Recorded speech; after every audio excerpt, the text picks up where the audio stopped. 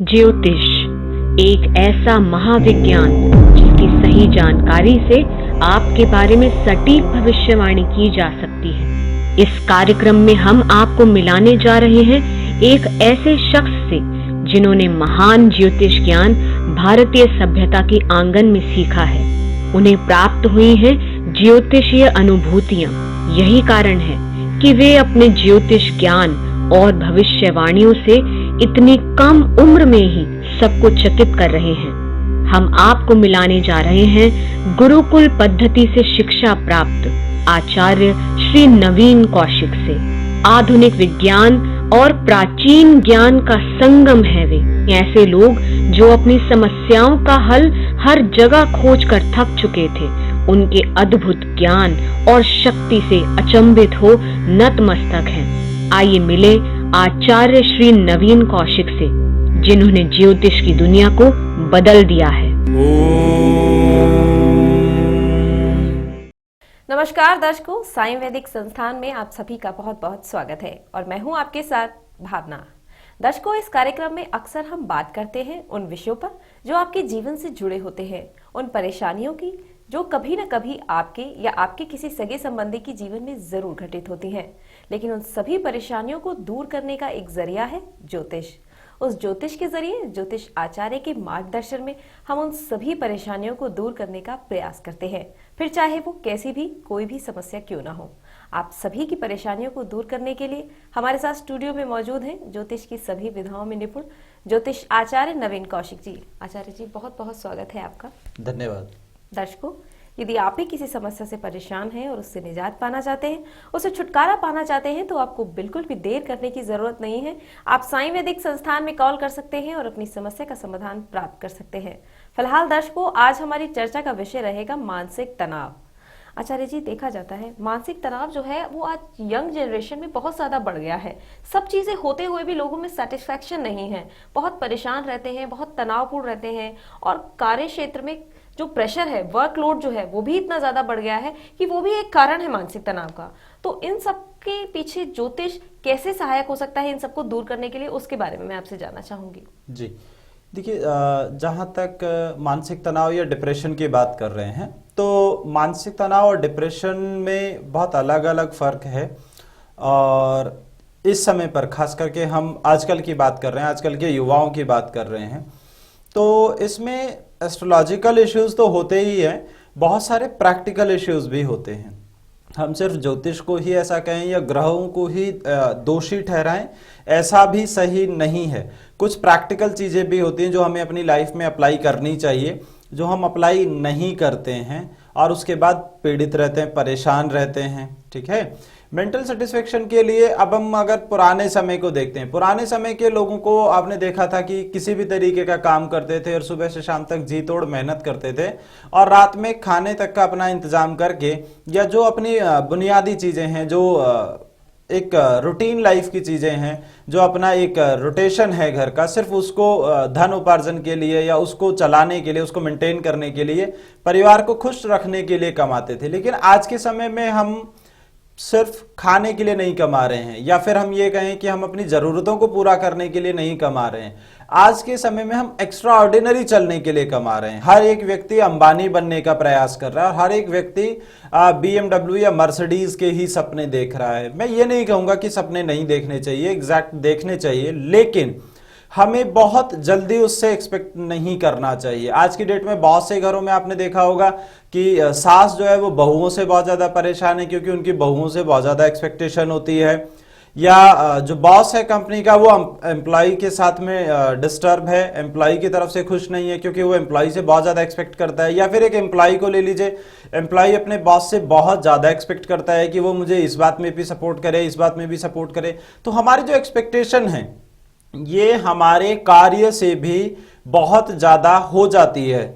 जब हमारी एक्सपेक्टेशन हमारी मेहनत से ज़्यादा हो जाती है तब हमारा सेटिस्फेक्शन लेवल घट जाता है। जबकि पुराने समय से चलती आ रही गीता के अंदर भी ये बात कही गई है कि कर्मण्येवाधिकारस्ते मां फलेषु कदाचन, यानी कर्म करना चाहिए और फल की इच्छा तो छोड़ ही देनी चाहिए। यदि हम छोड़ देते हैं तो हमें जो मिलेगा वो हमारे सर माथे होगा, वो हमारे को एक्सेप्ट होगा और वो हमारे लिए अच्छा भी होगा। जैसा भी मिले, अच्छा मिले, बुरा मिले, ज्यादा मिले या कम मिले।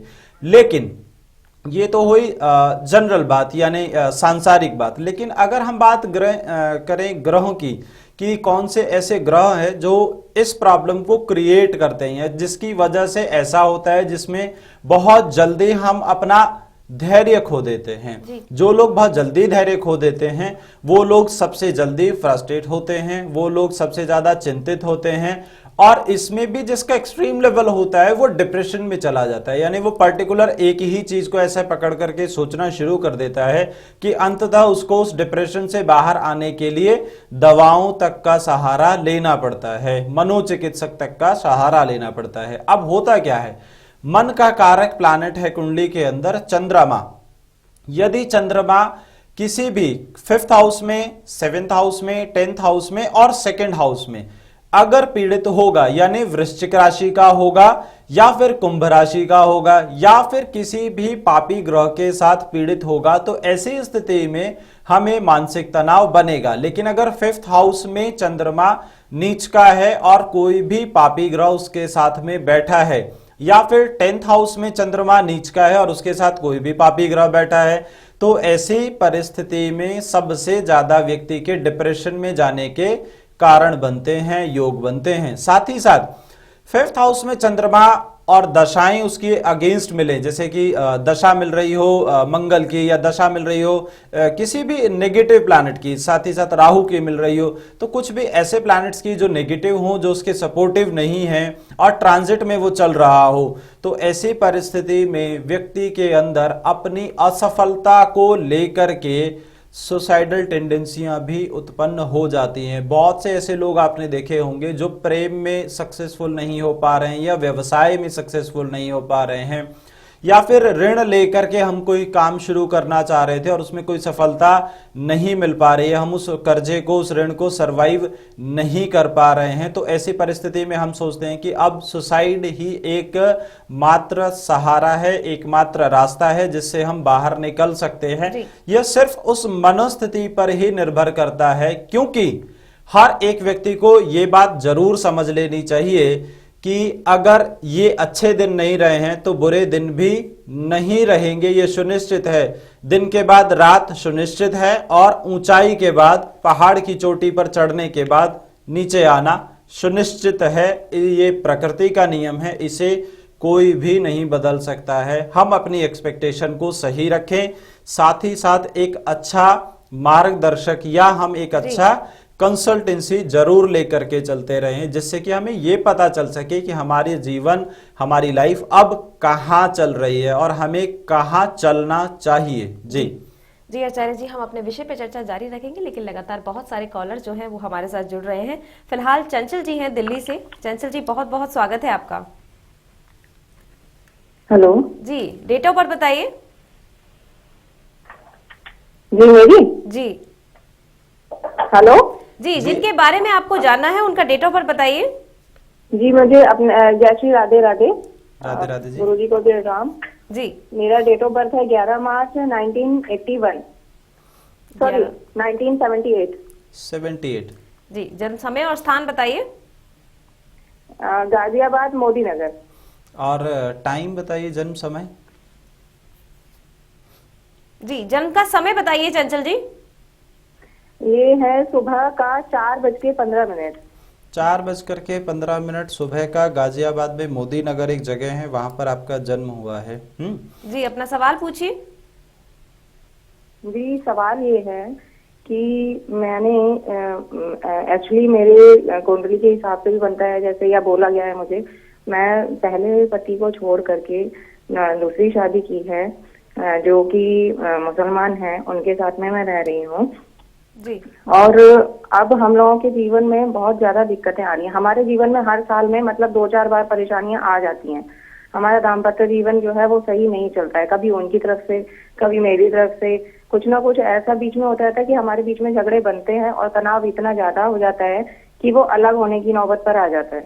7th हाउस और का फिर लॉर्ड बिल्कुल, आपकी जी। बात को मैं समझ पा रहा हूँ कि आप लोगों के दाम्पत्य जीवन में एक दूसरे के साथ बॉन्डिंग नहीं बन पा रही। Exact word is bonding. Bonding emotional front पे खास करके बॉन्डिंग आपकी नहीं बन पा रही है, जिसकी वजह से एक अलग धर्म होने के बाद में भी आप लोग अच्छे से सरवाइव नहीं कर पा रहे हैं, जबकि आपने फैसला शादी का लिया है। सबसे पहले तो मैं आपको बताना चाहूंगा, मकर लग्न की आपकी पत्रिका है और मकर लग्न के साथ साथ मीन राशि है। दशा शुक्र की चल रही है, बुध का अंतर चल रहा है और शुक्र का ही प्रत्यंतर चल रहा है। अपने बहुत सारे कार्यक्रम के माध्यम से और आज फिर मैं आपको बता रहा हूं, शुक्र एक चंचल ग्रह और भौतिक सुखों का कारक होने के साथ साथ सेक्सुअल प्लैनेट भी होता है, जो जीवन के लिए या मैरिड लाइफ के लिए बहुत ज्यादा सपोर्टिव होता है, या मैं ये कहूं कि बहुत ज्यादा जरूरी भी होता है। लेकिन 7th हाउस का लॉर्ड जो कि चंद्रमा है, आपकी कुंडली में मीन राशि में शुक्र के साथ में बैठा है और शुक्र स्वयं गुरु के घर में बैठा है। जब गुरु के घर में शुक्र बैठा होता है तो ऐसी स्थिति में मैरिड लाइफ में डिस्टर्बेंस होते ही हैं। साथ ही साथ ये बात भी आप मान करके चल लीजिए कि 1 शादी, 2 शादी या 3 शादी हम कितना भी करें, मैरिड लाइफ ठीक नहीं रहेगी, खास करके तब तक जब तक जुपिटर, शुक्र और शनि ये तीनों के तीनों प्लैनेट आपको सपोर्ट नहीं करेंगे। यानी जब तक ये तीनों प्लैनेट पॉजिटिव नहीं होंगे, आपके फेवर में नहीं होंगे, फेवरेबल नहीं होंगे, तब तक आपकी मैरिड लाइफ ठीक नहीं रहेगी। भले ही संतान की उत्पत्ति हो जाए, लेकिन मैरिड लाइफ में आपकी बॉन्डिंग नहीं बन पाएगी। तो इसलिए मैं आपसे एक बात जरूर कहूंगा कि इस कुंडली में बहुत सारे अभी ऐसे पॉइंट्स हैं कि आप अपनी मैरिड लाइफ को बचा सकें, अगेन मैरिज करें, ये कोई सही रास्ता नहीं है। मेरा मानना है कि यहीं पर हमें चीजों को सेटल कर लेना चाहिए।